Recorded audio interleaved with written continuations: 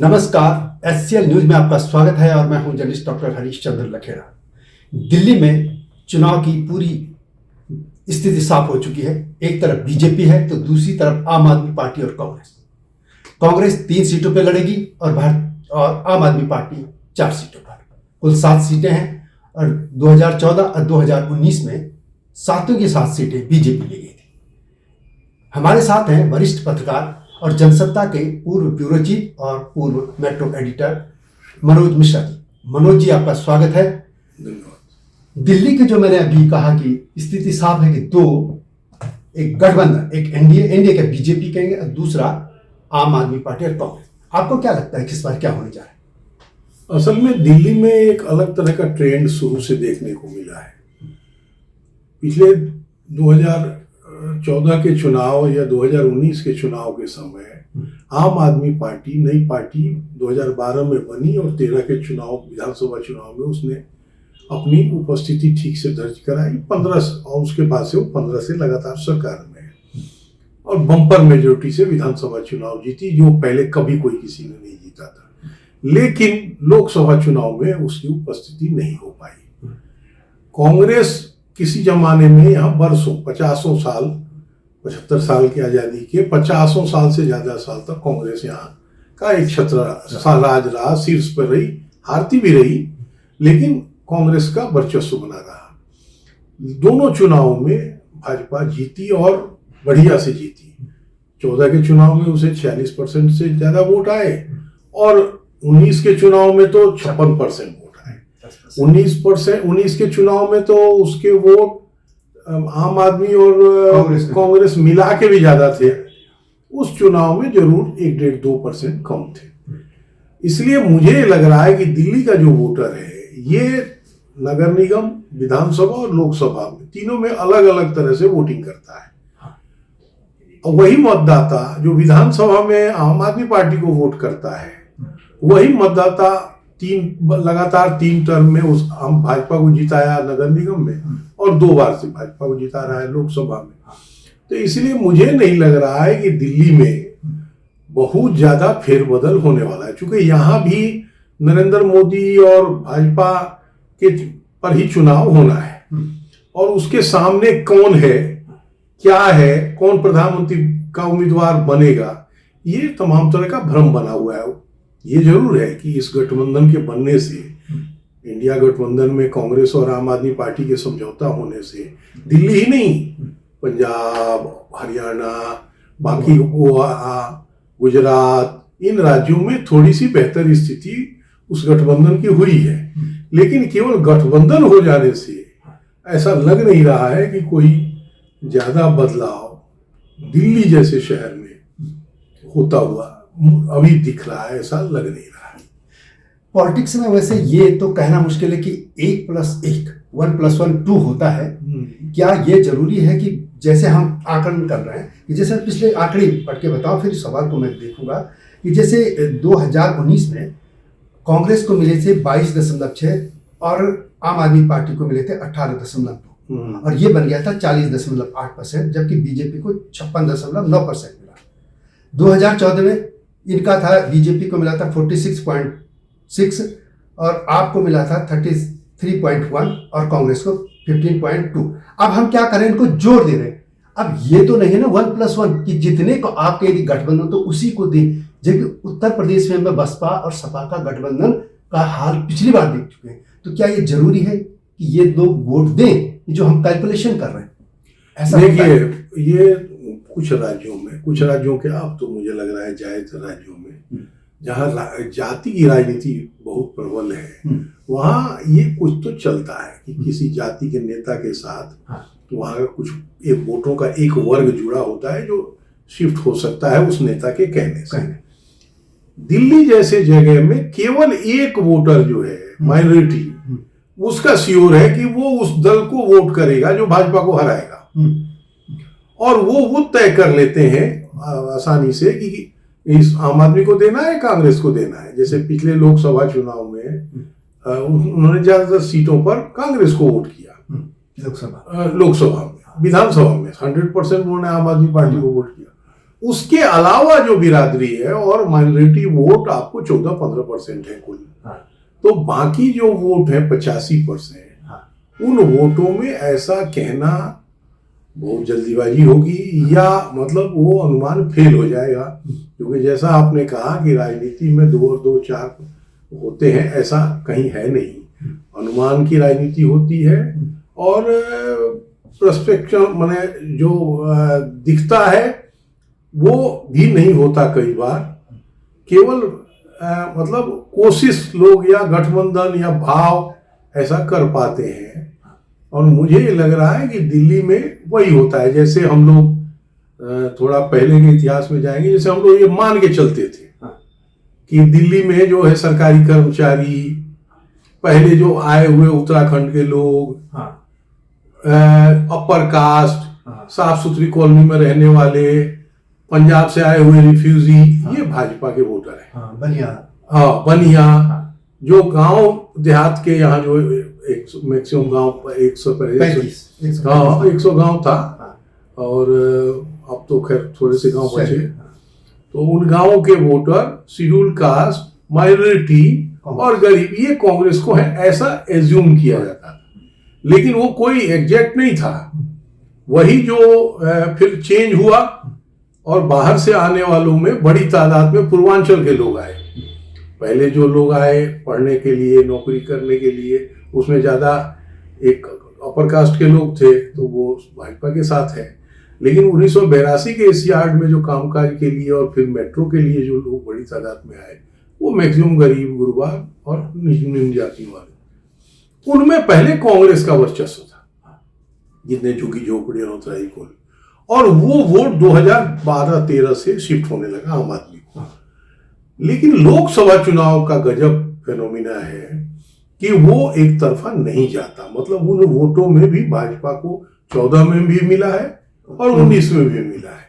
तो इसलिए हम केवल ये कह दें कि साहब वो वोटर आम आदमी पार्टी के हैं और आम आदमी पार्टी जिधर जाएगी, क्योंकि हो सकता है वहां बिजली पानी का हिसाब हो कि बिजली फ्री पानी, यहाँ उस तरह का कोई वायदा नहीं है। तो मुझे नहीं लग रहा है कि कोई सेट फॉर्मूला से इस बार भी लोकसभा का चुनाव होगा।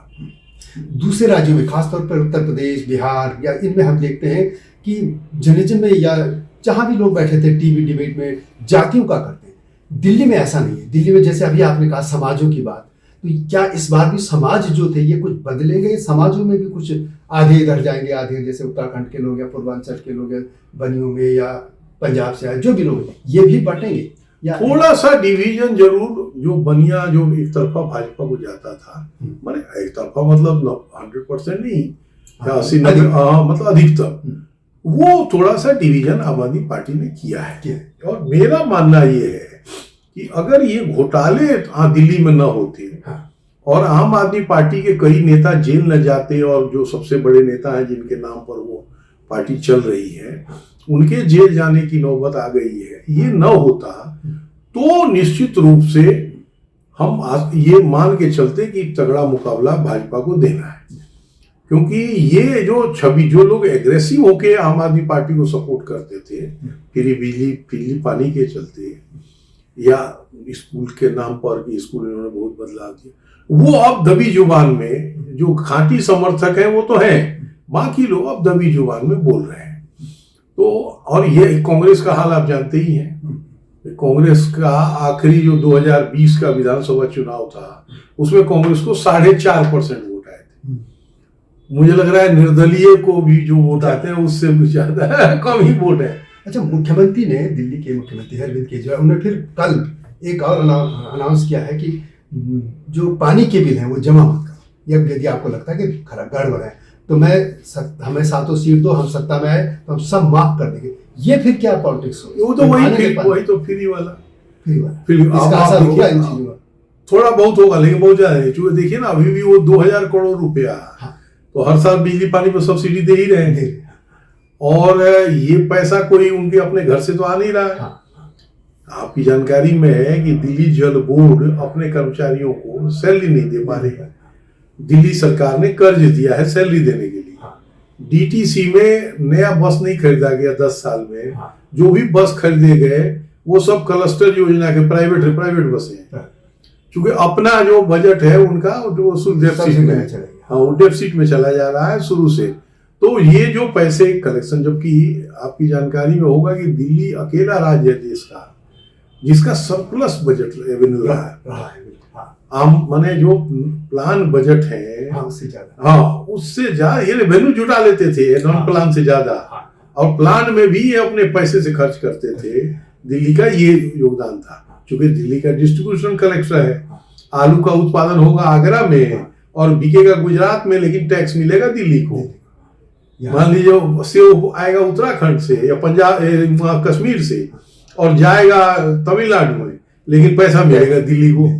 तो ये जो डिस्ट्रीब्यूशन कलेक्टर के चलते यहाँ जीएसटी का कलेक्शन भारी होता था। पहले वैट कह लीजिए या सेल टैक्स कह लीजिए। बावजूद इसके आप त्राहिमाम मची हुई, चूंकि आप इस तरह का फ्री भी चला रहे हैं, तो करने के लिए तो कुछ भी कर सकते हैं भाई। प्रधानमंत्री भी 80 करोड़ लोगों को दे ही रहे हैं ना राशन। तो वो तो राशन दे रहे हैं इस नाम पर कि सब कोरोना काल में गरीब को दे रहे हैं। हाँ। ये तो कह रहे हैं हम सबका माफ कर देंगे। अब इस तर्क पर क्या बहस किया जाए, बजाय जिसकी तनख्वाह 5 लाख रुपए हो, वो 200 रुपए का बिजली का बिल उसका माफ किया जाए। अच्छा, एक और चीज है, क्या ये जो इनका गठबंधन हुआ है, क्या ग्राउंड पर वो कार्यकर्ता काम करेंगे एक साथ जुट? एक तो वो कार्यकर्ता धीरे धीरे, चूंकि कार्यकर्ता इस देश में जो है वो 2 तरह का है। आप भी इतने दिन से राजनीति कवर करते हैं, 2 तरह के कार्यकर्ता जो हैं। एक तो जो कैडर आधारित पार्टी है, सीपीएम, बीजेपी, हाँ, इस तरह के दलों में वैचारिक। और दूसरा कास्ट आधारित पार्टी, हाँ, जैसे लालू यादव, मुलायम सिंह यादव, मायावती, ममता बनर्जी, तमिलनाडु का, वो उस जाति बिरादरी के लोग हैं जो उनके फॉलोअर हैं और वो उनके वर्कर हैं। दिल्ली की समस्या ये है कि इन दोनों दलों के पास उस तरह का कार्यकर्ता है ही नहीं। इनको पैसा दे के इंडिविजुअली कार्यकर्ता, चूंकि केजरीवाल जी के पास था कार्यकर्ताओं का फौज। जब अंधा आंदोलन से ये निकले और जब सब बड़े नेता इनके साथ जिनको इन्होंने भगाया, वो शांति भूषण, प्रशांत भूषण, योगेंद्र यादव, आनंद कुमार, जितने नाम आप जितने नाम आप गिनवाए, ऐसे 20 लोग, तो उन सब के इंडिविजुअली कुछ ना कुछ प्रभाव से कार्यकर्ता खड़े थे। वो कार्यकर्ता तो अब जा चुके हैं। अब तो इनके पास 2 ही तरह के लोग बचे हैं आम आदमी के पास, एक तो लाभार्थी या इनके आसपास घूमने वाले 2-4 हजार लोग। वर्कर अब आम आदमी पार्टी में नहीं है। और कांग्रेस का हाल आप जानते ही हैं, चूंकि वो तो इंडिविजुअल मैंने वर्षों से कांग्रेस में कार्यकर्ता बनने की प्रक्रिया तो बंद ही हो चुकी। वहां तो केवल नेता ही बनता है, आ जाता है, दूसरे टिकट मांगने आ जाता है। तो वो तो पैसे पर बूथ मैनेजमेंट करते हैं, पैसे पर पर्ची बांटते हैं, और उनका तो कार्यकर्ता पैसा है। तो वो चुनाव पैसे के बल पर चुनाव लड़ते हैं। इसलिए मुझे नहीं लग रहा है कि ये कोई जमीनी स्तर पर कोई इसका बहुत लाभ होगा और बहुत सारा अचानक ज्वार आ जाएगा। लेकिन कांग्रेस के लोगों का ये तर्क है कि जो भी वोट बैंक था आम आदमी पार्टी का, वो कांग्रेस का ही था, और जो बचे कांग्रेस में, तो एक ही साथ तो काम करना है उनको। ये तरीका वो तो ठीक है, लेकिन ये कसक आसानी से जाएगी। कि जिस पार्टी ने हराया क्या, हम मटिया मेट कर दिया, खत्म कर दिया, और उसकी हम जय करें। आज भी आप देखिए ना, इनको कीमत देनी पड़ी। 3 सीटें इनको मिली है, 4 उन्होंने लिया है। और कीमत कितनी देनी पड़ी कि 2 सीटें गुजरात में छोड़नी पड़ी, 1 सीट हरियाणा में छोड़नी पड़ी। तो वो जो है, और जहां उनका थोड़ा अपर हैंड है, वहां उन्हें 1 सीट देने को तैयार नहीं हुए पंजाब में। तो इसलिए ये कसक कहीं ना कहीं कांग्रेस के लोगों की मजबूरी है। आपको पता है, हम लोगों ने भी खूब लिखा था कि 2019 के चुनाव में, नाम नहीं लूंगा, 1-2 नेताओं ने इशू बना लिया कि 1 सीट मिल जाए, 2 सीट मिल जाए, लेकिन हम आम आदमी के साथ लड़ेंगे, नहीं तो नहीं लड़ेंगे। और विधानसभा का जो चुनाव हुआ उसमें लोग बीमार बन गए, चुनाव न लड़ना पड़े। और उसके बाद जब शीला दीक्षित अड़ गई, अचानक शीला दीक्षित को लगा कि नहीं, ये तो जिन लोगों ने हमें खत्म किया, उनको शीला दीक्षित अड़ गई और उनका 2 बार बाईपास हुआ था, बीमार थी, तो इशू बना दिया कि उनको चुनाव लड़ो। और फिर वो मजबूरन चुनाव लड़ी। नॉर्थ ईस्ट से उनके चुनाव लड़ने का थोड़ा सा लाभ ये हुआ कि कांग्रेस के वोट बढ़े। सेकंड नंबर पे अधिकतर कांग्रेस आ गई कांग्रेस। लेकिन बुरा हाल ये हुआ कि जो उनके स्टेमिना का उपयोग ये विधानसभा चुनाव में करते 2020 में, वो उससे पहले ही वो चल गई भगवान के यहाँ। अच्छा, इसमें आपको बीजेपी के सामने क्या चुनौतियां दिख रही? नहीं, बीजेपी लोकल खत्म है। लोकल, हाँ, बीजेपी में पिछले 2 दशक से लोकल लीडरशिप बहुत कमजोर है। अब जो ट्रेडिशनली एक वर्ग जो हम वर्णन कर रहे हैं कि जो पंजाब से आया हुआ रिफ्यूजी वर्ग है, उसकी भी तीसरी पीढ़ी, चौथी पीढ़ी आ गई। तो वो भी अब नफा नुकसान के आधार पर समर्थन करती है, पहले आंख बंद करके नहीं। आप तो दिल्ली में भी रहते हैं, मैं भी रहता हूँ। पहले आपको याद होगा कि हर चुनाव में, चुनाव शुरू होने से काफी दिन पहले ही घर घर पर्ची पहुंच जाती थी। कोई एजेंसी नहीं देती थी, कार्यकर्ता और आते थे और बजाबता अंकल जी नमस्ते, भाई साहब नमस्ते, भाभी जी नमस्ते करके दिए जाते थे। और चुनाव से 2-3 दिन पहले वो फिर आगे रिमाइंड करा जाते थे कि जी चाचा जी आना है, तो अंकल जी आना है। वो सारी प्रक्रिया उस पार्टी में भी कुरियर एजेंसी और प्राइवेट एजेंसी से एक बीच में प्रयोग किया था विजय गोयल ने, 1-2 और नेताओं ने, की जो सीनियर सिटीजन पार्क में सवेरे टहलने जाते हैं उनको मोहलाई करना। चूंकि वो बस्ती, जहाँ बस्ता कहा जाता है, जहाँ चुनाव में वोट डालने जो लोग जाते हैं, जो बाहर में एजेंट बैठते हैं उनकी मदद के लिए, पर्चियां मिलवाने के लिए, उसको यहाँ बस्ता कहा जाता है। तो उस बस्ते पर जो बैठते हैं वो ऐसे जिम्मेदार, वो काफी लोग, मतलब हम लोगों का ये मानना है कि आधा चुनाव आप चुनाव की मैनेजमेंट पे जीतते हैं, आधा चुनाव प्रचार होता है, और आधा पर्ची बांटने, लोगों को लाने, उनको प्रभावित करके वो अंदर ले जाने, और इसमें चुनाव होता है। तो वो काम जो है वो बुजुर्ग बहुत बढ़िया से करते थे। तो ये बीच में प्रयोग किया विजय गोयल और कई नेताओं ने, लेकिन मुझे नहीं लग रहा है कि वो बहुत बड़े स्तर पर सक्सेस हुआ। तो कुल मिला के हम ये कह सकते हैं कि ये जो चुनाव होने जा रहा है वो मोदी के नाम पे होने जा रहा है। जैसे एक बार आया था ना कि दिल्ली के लिए केजरीवाल, सेंटर के लिए मोदी। क्या इसी पैटर्न पे आएगा? 2014 में यदि के पैटर्न पे हो इलेक्शन तो बीजेपी को मुश्किल होगी, लेकिन 19 के पैटर्न पे हो तो बीजेपी 7 सीट निकाल सकती है। क्या इसी लाइन पे होने वाला? बिल्कुल। आप 2 पर्ची किसी को देखो, एक लोकसभा एक विधानसभा, वो दोनों में अलग अलग वोट करने को कहेगा। मतलब अपवाद तो हर चीज में है, लेकिन मैक्सिमम तो वो कहेगा कि साहब विधानसभा में तो हम झाड़ू को वोट करेंगे या दूसरे दल को वोट करेंगे, लेकिन लोकसभा में मोदी को करेंगे। क्योंकि मोदी के मुकाबले कोई दूर तक कोई दिख नहीं रहा है। और आम आदमी पार्टी बेहतर हो रही थी पंजाब जीतने के बाद, लेकिन वो घोटाले, मुकदमेबाजी और घोटालों में सबसे बड़ी त्रासदी उसकी ये हुई कि 1-1 साल से सुप्रीम कोर्ट तक नहीं जमानत नहीं मिली। अब तक तो ये आरोप था कि चलो ईडी सीबीआई केंद्र सरकार करा रही है, अब तो कोर्ट भी नहीं कर रही है। इसमें तो उंगली तो उठती है। जी। तो मनोज जी का भी ये मानना है कि मोदी के नाम पे ही लगता है इस बार भी चुनाव होने जा रहा है। आपको क्या लगता है? कमेंट में आपसे लिखिएगा, और इस तरह के मुद्दों के साथ, विषयों के साथ जल्दी हम आपके साथ में लौटेंगे। तब तक नमस्कार। हिमालय पे पेड़ हो तो गीत गाएंगी नदियाँ, गीत गाएंगी नदियाँ।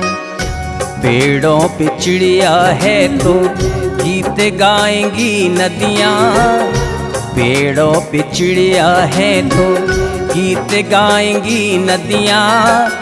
माँ की लोरी जैसे होते हैं नदियों के गीत।